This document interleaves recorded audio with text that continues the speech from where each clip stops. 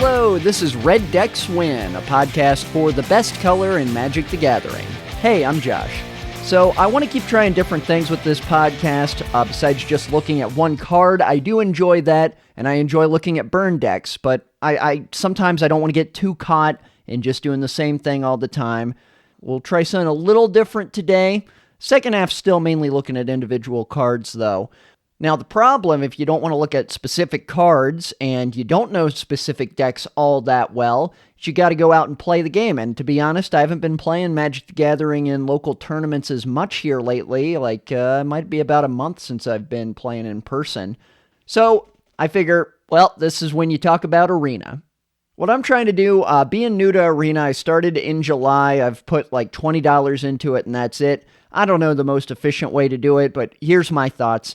The big problem with Arena is it discourages you from experimenting with new stuff. It's hard to get new stuff, at least for me. I want red. So when I'm looking to just make mono red decks, I just want red cards. If I could buy a pack separate and pay a little bit more for it than I do a regular pack, but I'm guaranteed all red cards, I would do that. Now, you do have Jumpstart, and that's probably the best way if you just want some kind of cards that are specifically red of any kind. Usually you're going to see at least one mono red pack out of the 6 packs they show you. The problem with those, though, is that they don't have many rares or mythics. Now, in draft is another way. If you're like, I specifically want red cards, do drafts and draft red. Here's the problem, though. Maybe draft's not good in that particular set and you're only looking to play standard. Or maybe red can be pretty good, but you got to have like another color paired with it, and you're like, I want all red cards. You're losing value then with a bad deck because you're not winning, you're not getting as much experience with it, which doesn't matter as much as the prize payout, which is less if you go 0-3. There was the recent midweek Magic where you got to draft a deck, you didn't get to keep the cards, but you got to enter for free. And it was a fun way to experiment with drafting and not feel as much pressure, and I enjoyed that. And I was like, what happens if I just draft mono red and get to try out the new red cards? How good or bad of a deck is it? Well, it was pretty bad. I went 0-4, but it was a fun experience nonetheless. There wasn't a pressure of like, oh, I'm losing money by going into this draft. You're fine. You're not going to get too much out of it besides experience with the cards. My deck had a lot of card draw, though, and I didn't have anything really to do with it. It was like I was a blue deck, but yeah, red's got some card draw, too. Reckless Impulse gives you 2 turns to use a card you draw, and then also I had Voltaic Visionary, which gives you a card, or you deal 2 to yourself, you get to exile a card top of the library, and you can play it this turn, you can transform it into a bigger body later. I didn't go anywhere, but I did draw a lot of cards, and it seems like there's some good card draw at the moment for mono red. Also, when you're just drafting only red cards, it becomes like a game of speedrunning how quick you can get through the draft. It's like, oh, there's 1 red card in this pack, I'll pick it. You can make a deck real quick. Now, can you win with it? That's the question. You can do it quicker as well because it was against computers. Now, with other players, that's a different story. So premium drafts, you get better prize support, but it's more expensive to enter with your Arena coins. My problem with it, though, is if I go into it with the perspective of I'm just going to grab the red cards I want, I feel bad that other people don't get to play red. I'm too nice, I guess. I shouldn't feel bad. Like, their concern usually in draft is going to be, I want to build the best deck possible. I feel bad because I'm not sharing that joy of color red with everybody. I guess it's the holiday spirit of giving in me. Red has been the budget color for a while. I think because mono red is one of the best colors to be just that color in Magic the Gathering, and works great for aggro strategies, but also because, like any mono-colored deck, your land base is simple and you're not shelling out money for the fetches or whatever. So I wanted to take this idea of budget cards to the extreme and see, is there anything of value that is of almost no value? 1 cent American. You can't get cheaper than that for selling something.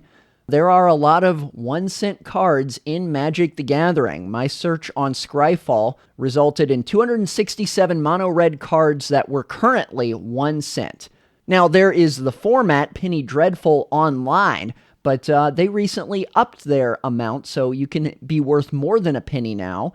It's using like the Magic Online economy, which changes how much a card's worth. I'm talking physical card, 1 cent, you can buy it online. It's as worthless as you can get.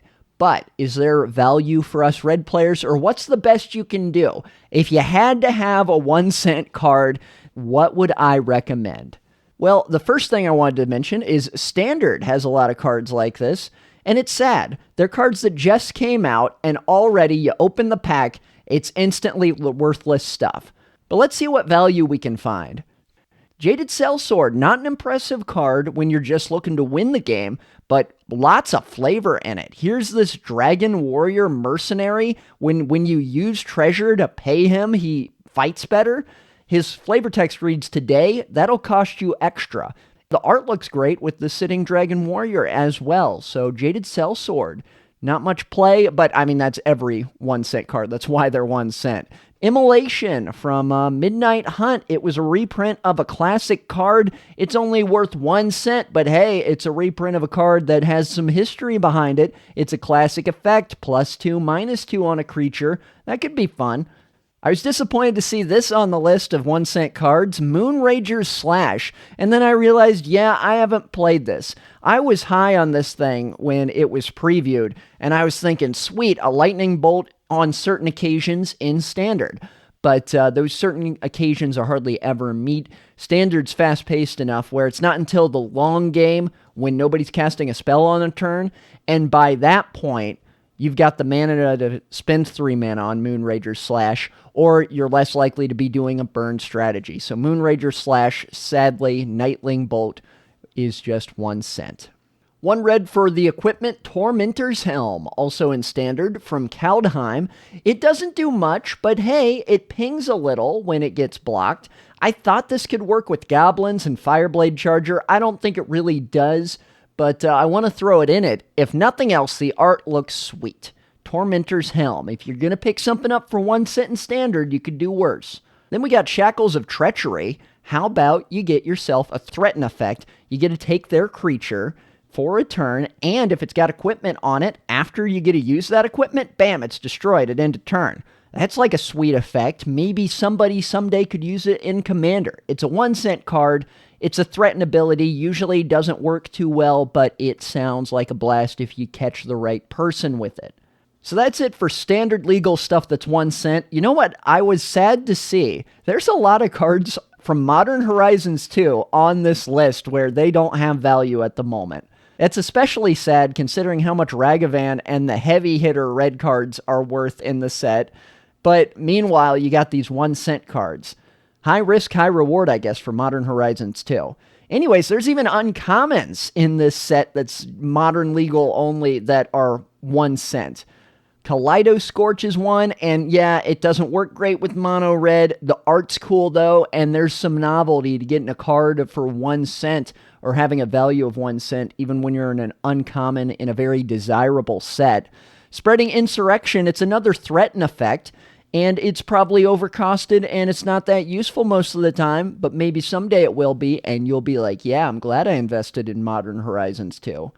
Faithless Salvaging. It's trying to be like Faithless Looting, but it costs 1 more mana. Even though you get to do the effect twice, nobody wants to spend even 1 more mana in Modern. You gotta be quick. Faithless Looting banned, Faithless Salvaging banned to the 1 cent bin, I guess.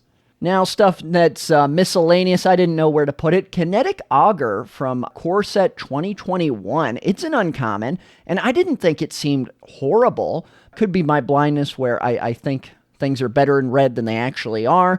I want to see it succeed somewhere, especially since it's uncommon. Maybe see a price go up, I don't know. Kinetic Augur, get out there, show your stuff. Storm Entity, I thought it was a cool effect, and it's a card from Future Sight, so it's got great looking art, and it's different than a lot of looking Magic cards, just not that good enough to see play anywhere. But it's 1 cent, Storm Entity, have some fun. It'll look cool in your binder, at least for 1 cent. Finally, I wanted to mention Shock. Yes, the lightning bolt that deals 1 less damage.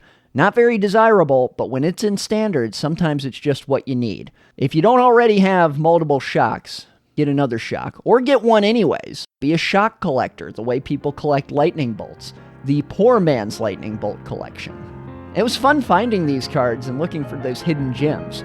Now I need to figure out a way to actually buy these for 1 cent without shipping.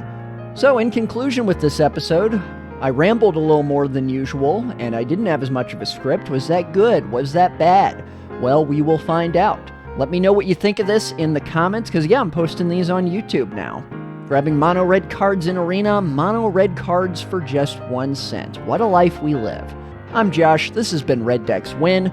Play mountains, climb mountains, conquer mountains.